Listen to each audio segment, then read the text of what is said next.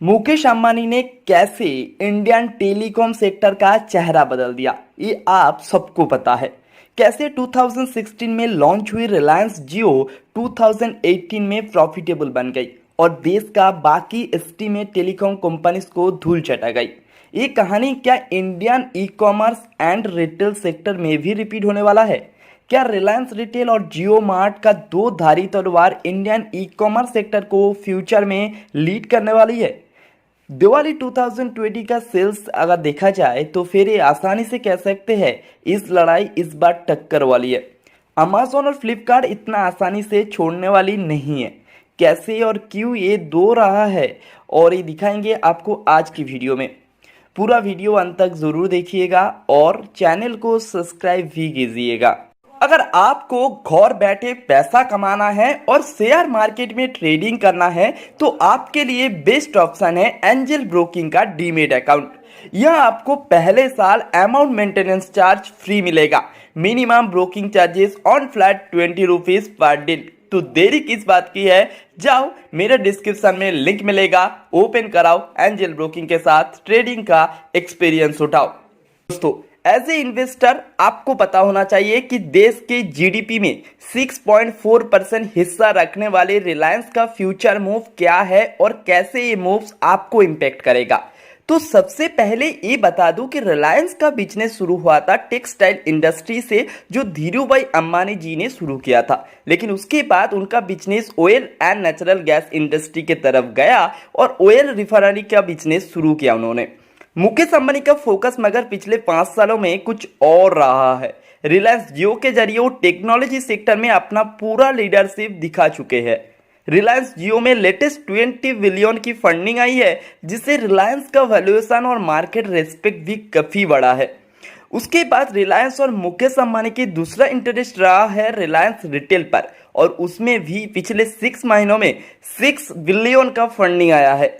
बेचे मुकेश अंबानी ने अपने ऑयल रिफाइनरी बिजनेस का सिग्निफिकेंट हिस्सा सऊदी अरबिया कंपनी को बेचना चाहती थी, जो डील फाइनलाइज नहीं हो पाई वैल्यूएशन मिसमैच की वजह से। इसके बाद केकेआर एंड सिल्वर लेक की रिलायंस रिटेल में इन्वेस्ट किया, जिसके सीधा सीधा मतलब ये निकलता है कि रिलायंस टेक्नोलॉजी और रिलायंस इंडस्ट्री में अपना फ्यूचर देख रहा है। रिलायंस जियो लॉन्च से पहले मुकेश अंबानी को इंडियन गवर्नमेंट रेगुलेशन चार्ज का फायदा मिला था।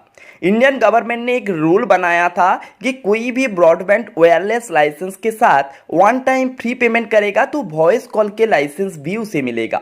ये लाइसेंस सिर्फ मुकेश अंबानी जियो के पास था, जिसका फायदा उठाया उन्होंने 2016 में 3 महीना के लिए फ्री वॉइस कॉल और अनाउंसमेंट किया। उसके जरिए पूरी मार्केट में प्राइस वार चालू हुआ। बाकी जो 10-12 प्लेयर्स जो मार्केट में थे उसके पास वो लाइसेंस नहीं था। बाद में उन्होंने अप्लाई किया, लेकिन तब तक देर हो चुकी थी। रिलायंस जियो देश की घर घर में पहुंच चुका था। लो रेट्स में बहुत सारे कंपनीज जेल नहीं पाई और बहुत सारे कंपनीज जैसे अनिल अंबानी की रिलायंस ग्रुप बैंकक्रप्ट हो गई। इंडिया की टेलीकॉम सेक्टर 2 या 3 प्लेयर्स के बीच सीमित रह गई।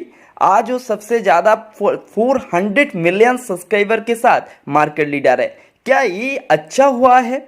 डेटा रेट्स बेहतर हुआ है, लेकिन बहुत सारे लोगों का मानना है कि सर्विस काफ़ी खराब हुई है because of lag operating profit for telecom companies, क्योंकि प्राइस वार में इतना फेस है, सबकी एक्चुअल इन्फ्लेशन के लिए पैसा ही नहीं है और इसीलिए सर्विस क्वालिटी खराब हो रहा है। लेकिन क्या ऐसे ही हाल ई कॉमर्स सेक्टर में भी होने वाला है? पूरा खेल पैसों का है, यानी जितना पैसा कंपनी इन्वेस्ट करेगी उतना ज़्यादा डिस्काउंट ऑफर कर पाएगी। रिलायंस के पास पैसों की अगर कमी नहीं है तो अमेज़न और फ्लिपकार्ट के पास भी नहीं होगा, क्योंकि वो लोगों को पास भी बहुत सारा पैसा है। देखिए, टेलीकॉम में लोकल प्लेयर्स थे जो रिलायंस के मानी का पावर संभाल नहीं पाए, लेकिन अमेज़न एक बहुत बड़ी कंपनी है और उसका मालिक जेफ बेजोस दुनिया की सबसे अमीर आदमी है। ये चीज़ को ध्यान रखिएगा। लेकिन इस चीज़ में एक छोटा सा कहानी ट्विस्ट हो जाता है। इस कहानी है इंडियन रेगुलेशन उसके खिलाफ है, अमेज़न एंड फ्लिपकार्ट के खिलाफ है, जो रिलायंस के लिए फिर से हेल्पफुल है। जैसे कोई भी फॉरेन कंपनी इंडिया में 51% से ज़्यादा पार्टनरशिप में इन्वेंटरी नहीं रख सकते, वो भी inventory and store house mall, जिसका पॉपुलेशन एक लिमिट के अंदर है। वहीं पर रखना पड़ेगा। ये एक बहुत बड़ी रिस्ट्रिक्शन है अमेजोन और फ्लिपकार्ट के लिए, क्योंकि इंडिया में 200 billion dollar retail and e commerce और इकोनॉमी सिर्फ डिजिटल नहीं फिजिकल रीच भी डिपेंड है। यानी इस रेगुलेशन में भी जियो मार्ट को फायदा होने वाला है। अमेजोन और फ्लिपकार्ट डिस्काउंट भी एक लिमिट तक बाउंड है, क्योंकि ये वही होम ग्राउंड हमारे पास नहीं है, उसका रिटेल इन्वेस्टर का होम ग्राउंड ये नहीं है, तो इसके लिए वो जुगाड़ करके रखे पहले से। कैसे किए? बैंक के साथ एंड आपको ब्रांड के साथ पार्टनरशिप बना के, जहाँ पे आपको बैंक के अगर कार्ड से आप खरीदारी करें तो आपको वहाँ पे जीरो प्रोसेसिंग के साथ साथ वहाँ पे कुछ आपको बेनिफिट भी मिलता है।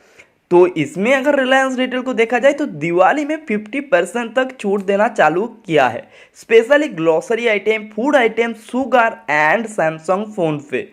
रिलायंस का डिस्काउंट बाकी कंपनी से ज़्यादा है और यानी वजह से कि बहुत लोग मानता है कि grocery apps like big basket का धंधा रिलायंस आराम से बंद करा देगा।